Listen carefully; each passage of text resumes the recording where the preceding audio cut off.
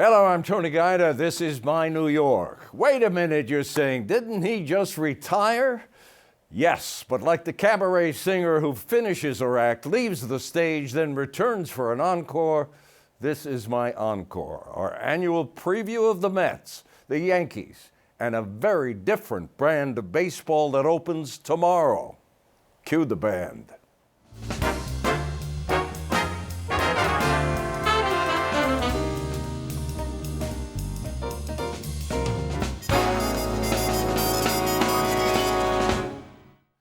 I am delighted to welcome back to this program the two wisest men in baseball. On your left is Marty Appel. On your right is Anthony McCarron. It's good to see you both. Thank you. Good to see you. Good to be here, Tony. Gentlemen, let's go to work. The Yankees and Mets spent more than $1 billion over this winter creating their teams.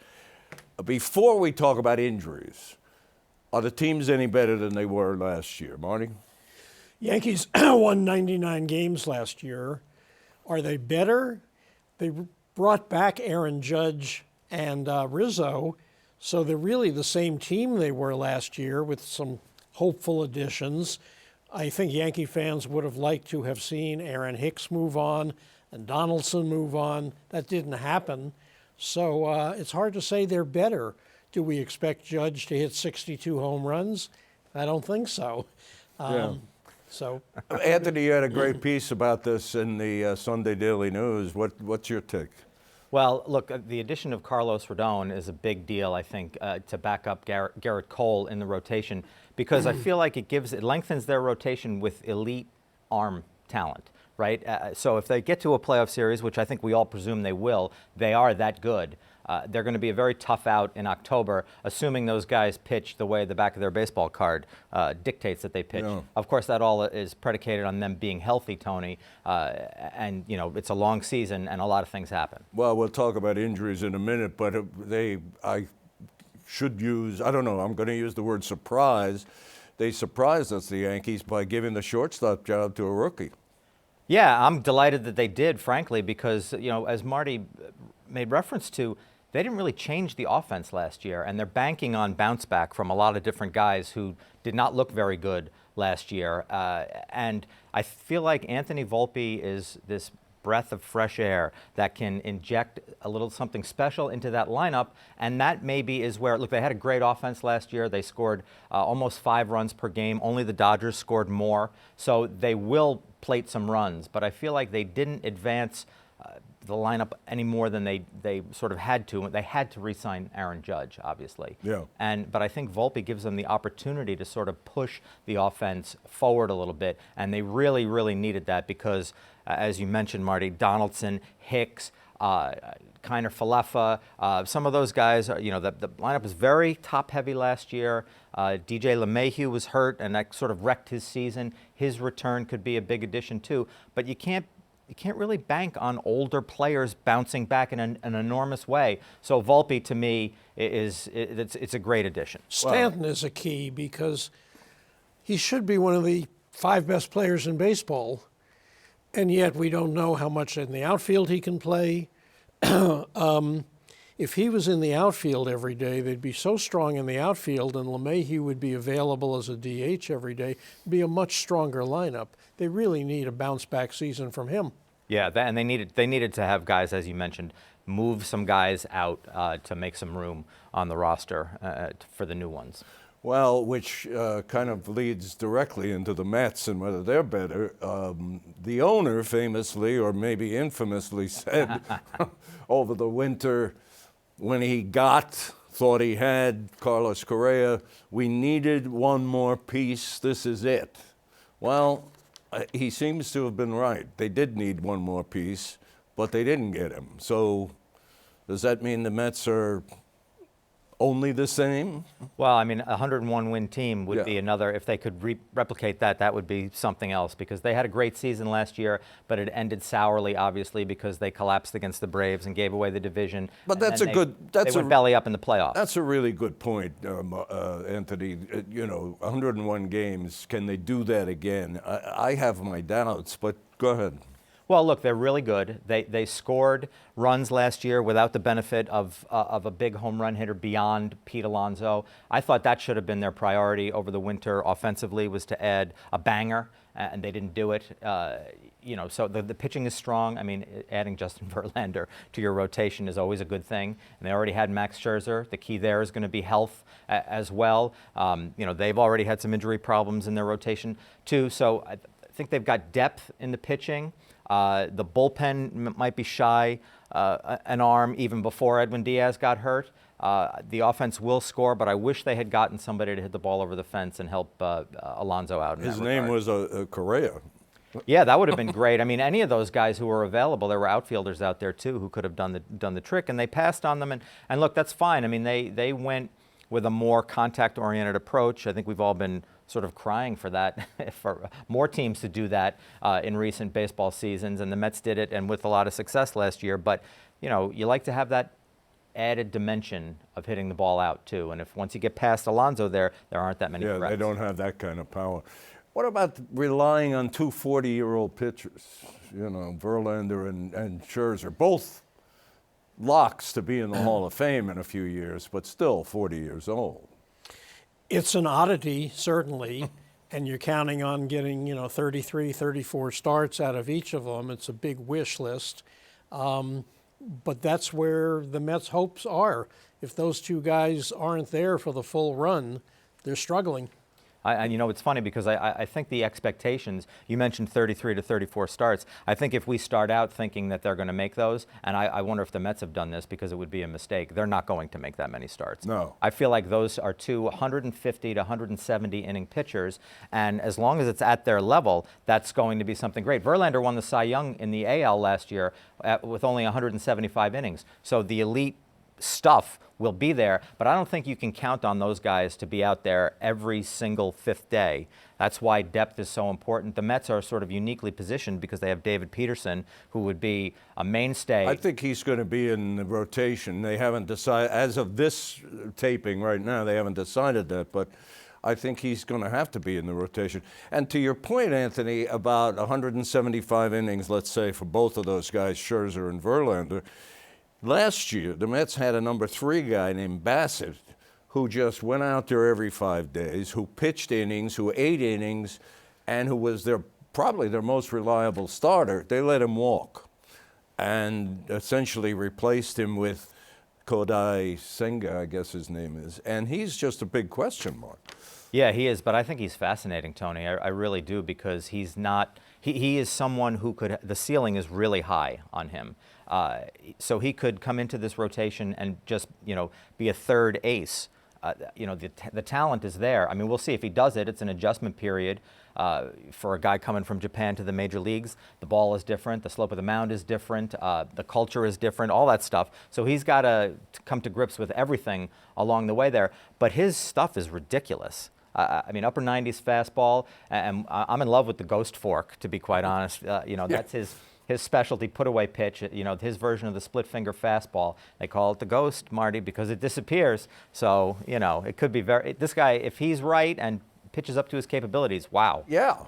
What concerns me a little bit, and I hate to sound so pessimistic, is the ghost fork, as he calls it, apparently requires a lot of torque on the finger, especially the index finger, and he was having pain at the base of his index finger, of his pitching hand, and supposedly he's not anymore, but it's a We'll see if he starts throwing the ghost fork again, because he stopped doing it in a couple of his late spring training outings because his finger was bothering him. I guess this brings us to injuries, and I guess the headline injury of the winter was to what many people think the best closer in baseball, Edwin Diaz. I mean, celebrating the Puerto Rican win over the Dominican,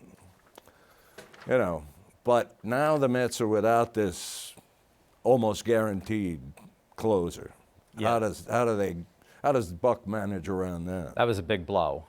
You know, it's funny because I feel like there's been a lot of revisionist history about Diaz and the role of closers since he got hurt. Well, you know, the difference between an elite closer and like a guy who's really good at the job is only this much. And it's like, okay, then why did anybody want to give him $102 million? Like, that's how good Edwin Diaz is and how great he was last year and what the Mets were expecting from him going forward. So even though they have an able replacement in David Robertson, who's been a really good closer in his career for multiple teams, this is still a hit for the Mets. It's going to make everything more difficult for them. You know, so look, are closers the most irreplaceable guys on the field? Probably not, but still, it stings. The Yankees have Clay Holmes scheduled to be their closer again this year. He wasn't as strong second half last year as he was the first half, so even that remains kind of a cloud over the future of the pitching staff and the effectiveness of the bullpen. And you've got the big addition of the winter. Carlos Rodon is having some problems with his forearm. Severino, that's a big hit to you. Well, the thing is, 3 of the Yankee 5 starters go into the season on the IL. Last year, people are forgetting this, I think, whether it was the pitching coach or the training staff, their 5 starters a year ago didn't miss a start right up to the All-Star game when Severino went down. That's an amazing run without missing a start. So it's shaky. They're not as solid as they seemed to be a year ago at this time. And I think what's so concerning, too, about Rodon and Severino in particular is that they have injury history, too. I think Severino's pitched in 26 regular season games since 2018. So that's not great. No, he's always injured. Yeah, you could look at these guys as well. It's a little spring training issue. You know, they'll miss a week, 2 weeks, 3 weeks in the season and then get going. Well, but there's so much uncertainty because those guys have been down before and it's been part of their career. Did you know Severino's the senior guy on the roster? It's crazy. He's been there the longest. Yeah, that's a little hard to imagine.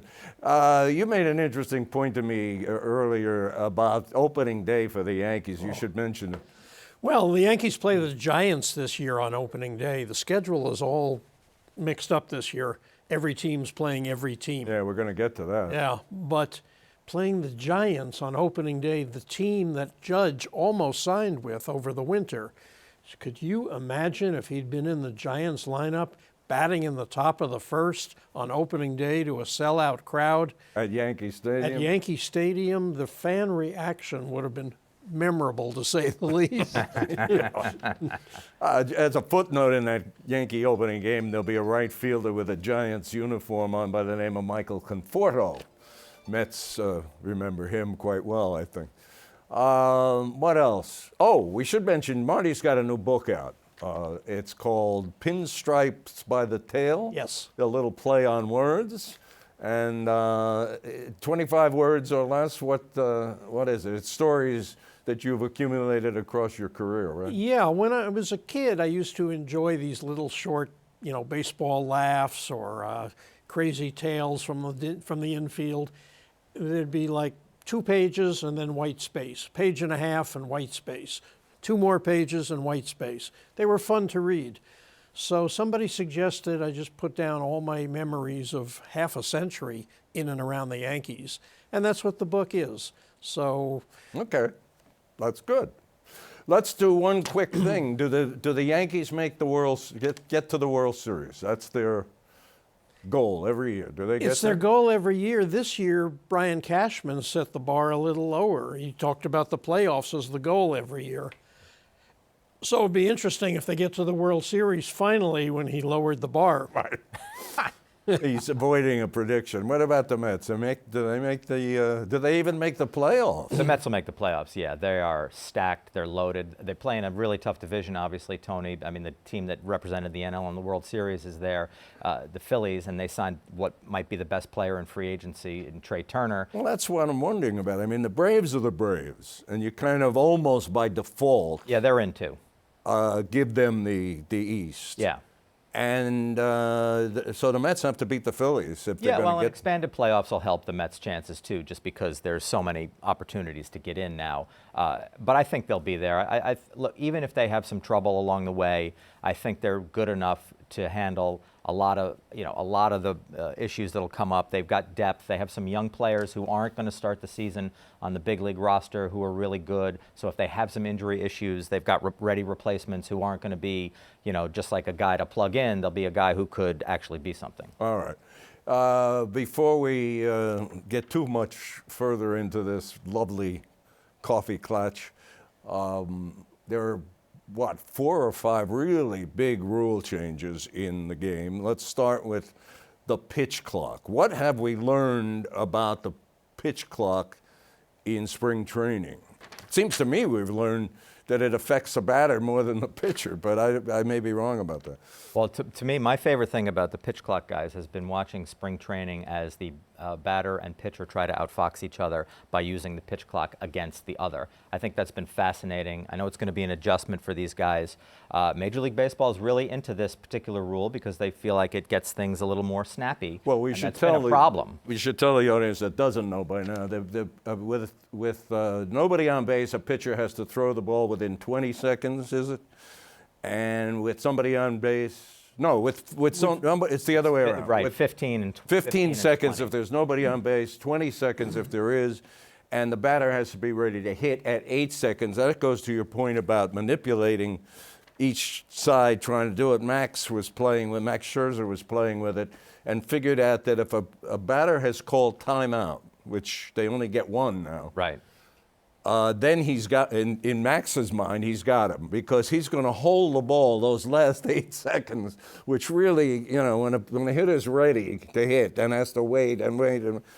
So it's going to be fascinating to watch that. And of course, the big addition that it brings to the game, so far in spring training at least, is taking 25 or 30 minutes off game time. Yeah. And the fan reaction to that seems to universally be wonderful.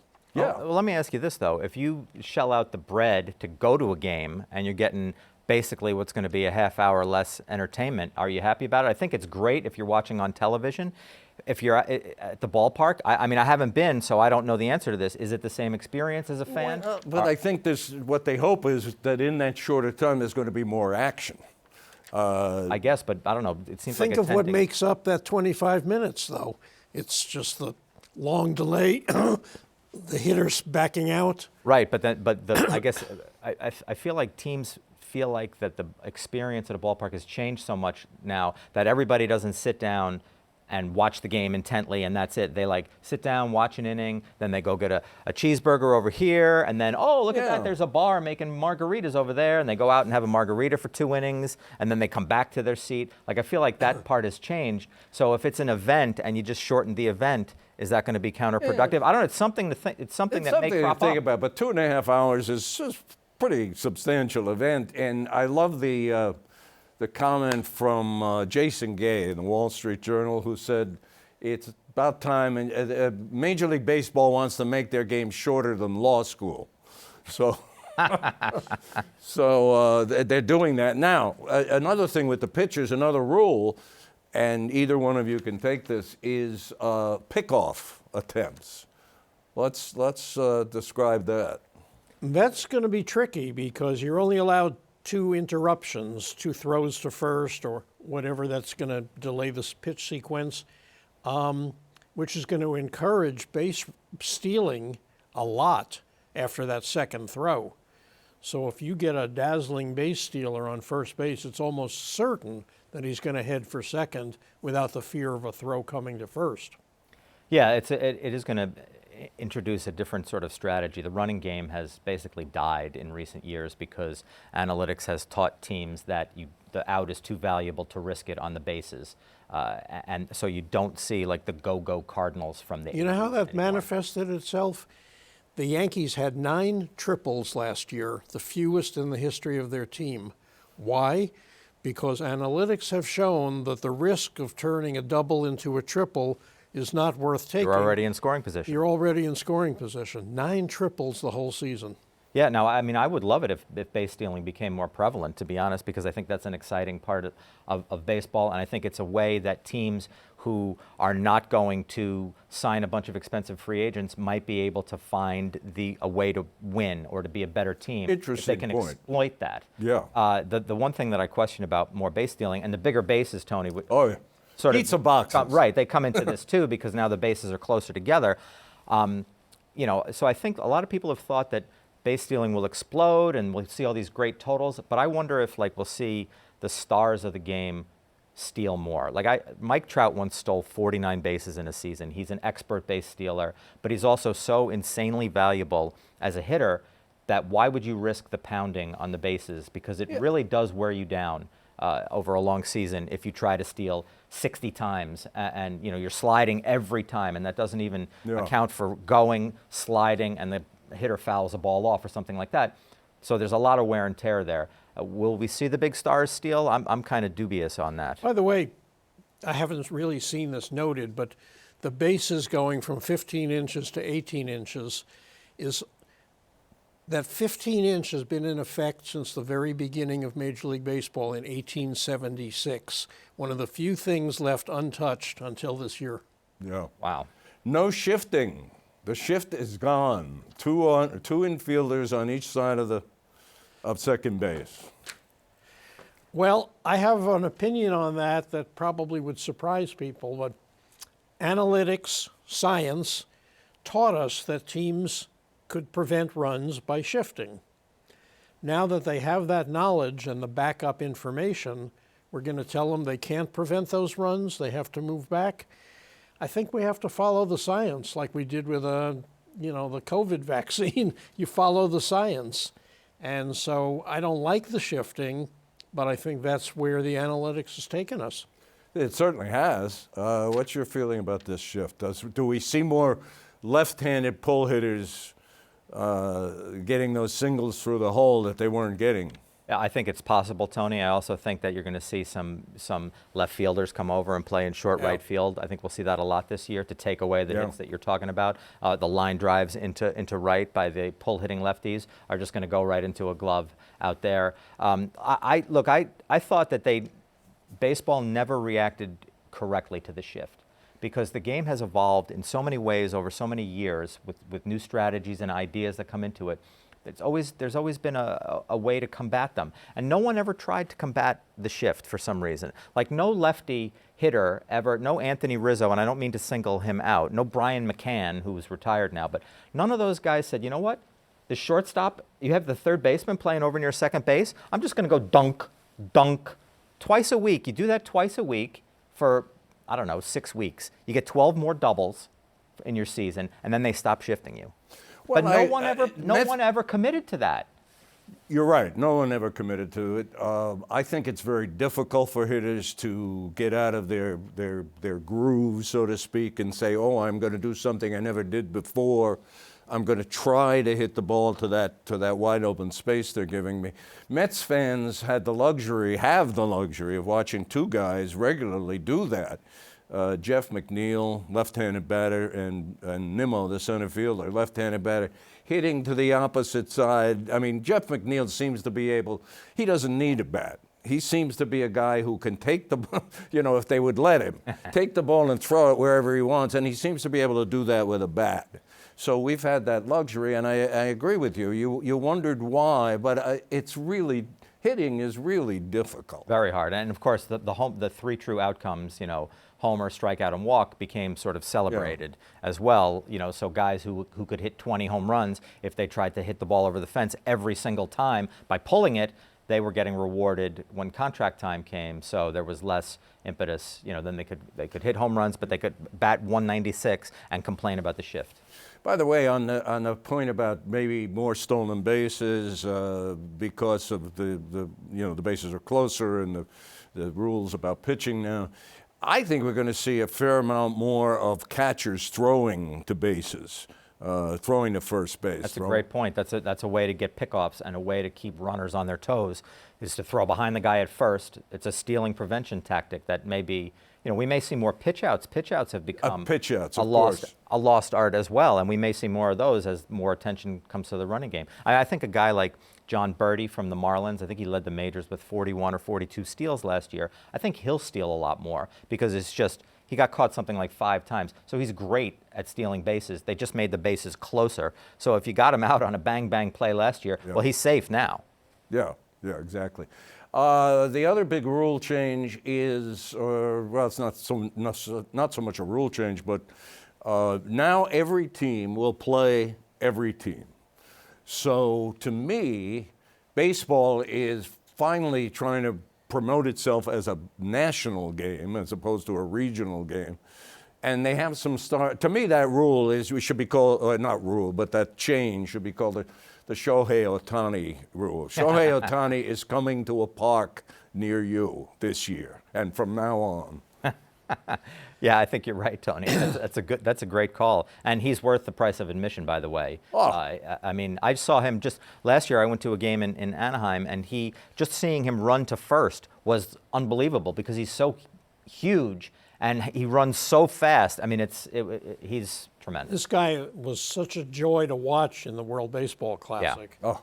And it made you appreciate or realize that we don't see him enough in New York, especially with the Angels not being a contending team year after year. He's got it all, even Hollywood looks, you know, Yeah. I mean.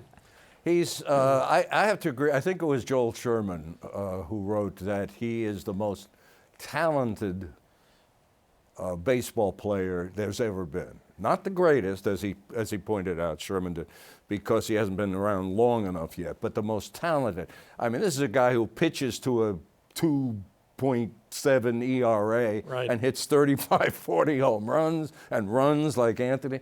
I mean, it's just incredible. And to get a chance to see him in your park, I think that's why, well, maybe one reason why Major League Baseball is every team plays every team this year. On the downside of that, come September, we're the Red Sox, Right. we're the Blue Jays. Yeah. The Yankees and the Red Sox and all the Eastern Division teams play each other only 13 times. Yeah.